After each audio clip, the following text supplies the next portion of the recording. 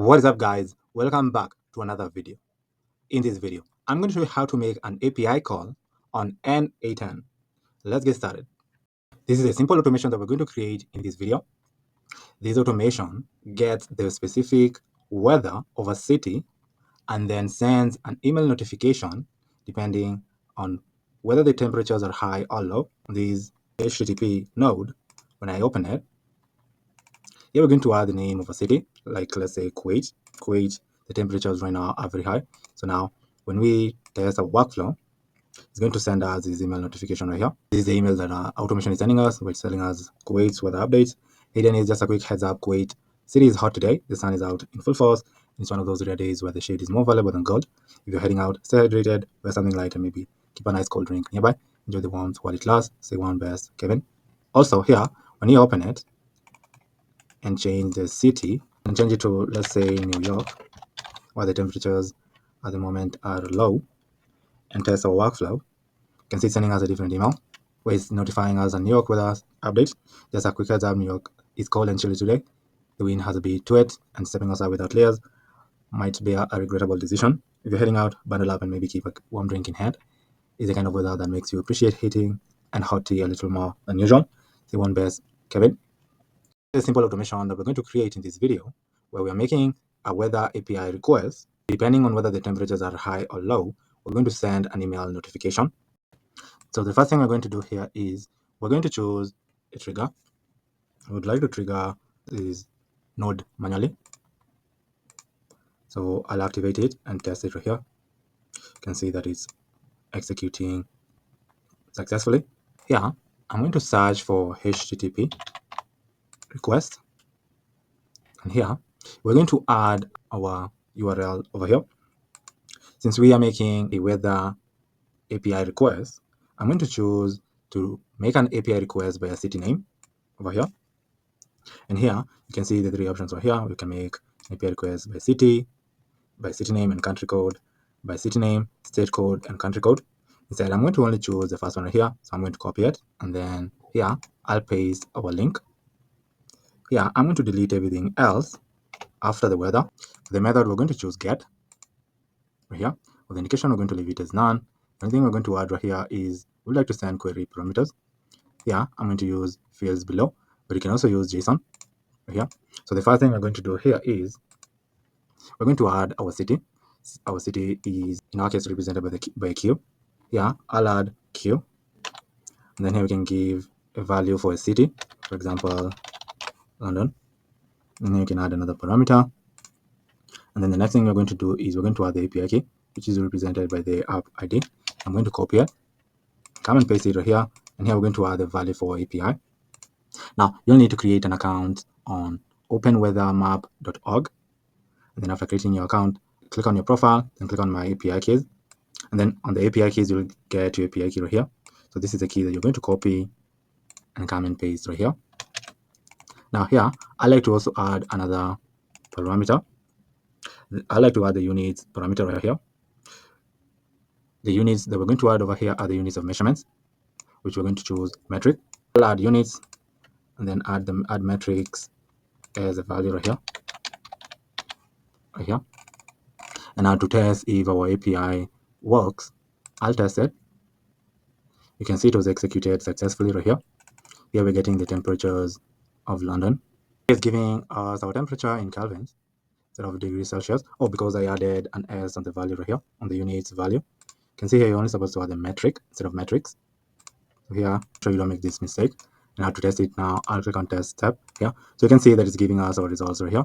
The temperature is in degrees Celsius right now. Temperature for London. Since our API node is working, you can choose to send an email notification. So here, I'll search for if, since I'd like to send 2 emails. Here we can add a value and say that if the temperatures is greater than,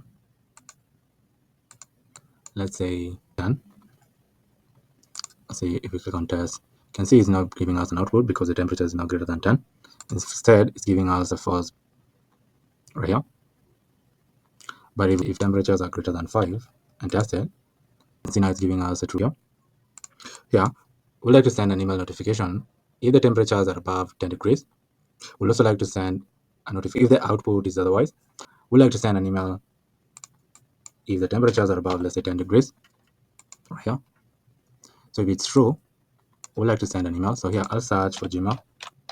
Click on Gmail. Here I'd like to send a message.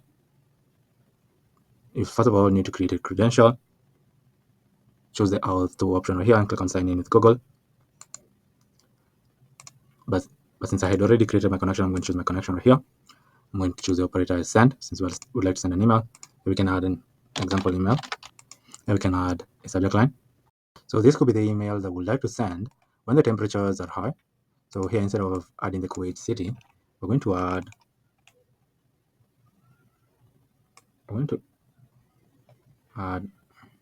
instead of hard coding the city name, we would like to add the value for the city right here.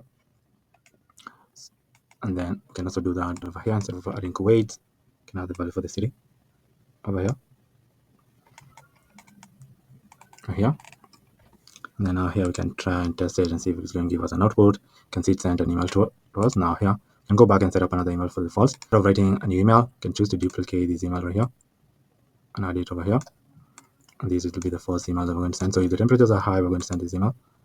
If the temperatures are low, we're going to send this email. So here, we can rename this to temperatures hot notification.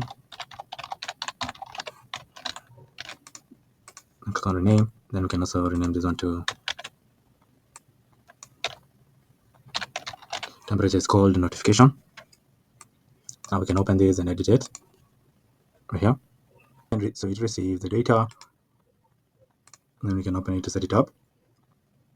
So here, instead of hard coding the city, we can add the value for the city over here.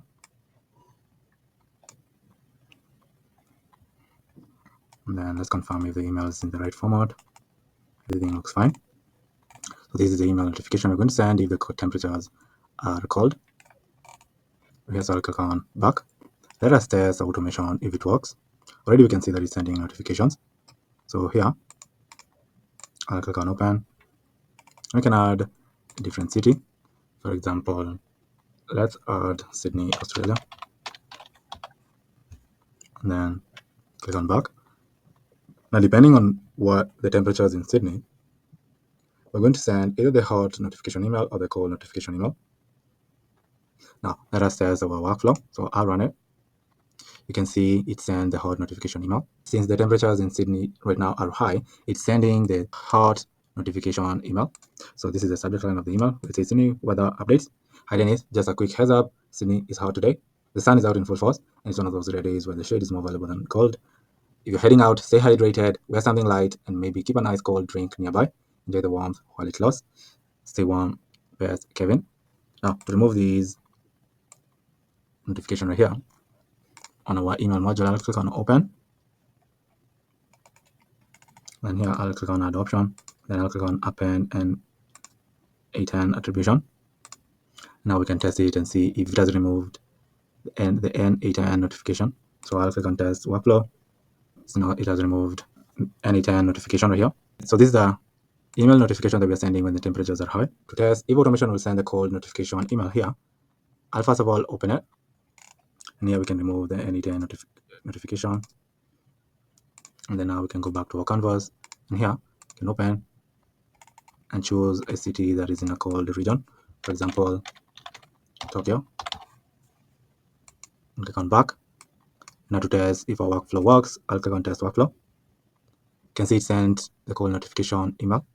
And now when we open our email, you can see saying Tokyo weather updates. Hi Dennis, just a quick heads up. Tokyo is cold and chilly today. The wind has a bit wet. And stepping outside with our layers might be a regrettable decision. If you're heading out, bundle up and maybe keep a warm drink in hand. It's the kind of weather that makes you appreciate heating and hot tea a little more than usual. Stay warm, best regards, Kevin. Our workflow is working perfectly, and the API call that we are making is working perfectly. So this was a simple video showing you how to make an API call on N8N.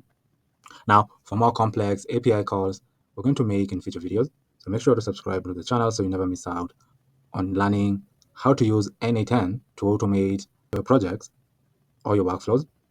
If you have an automation or a system in mind that you'd like for me to create, just comment down below in the comment section. And if I land on your comment and I find it intriguing, I'll come back on a future video showing you how to create the entire system or automation from scratch.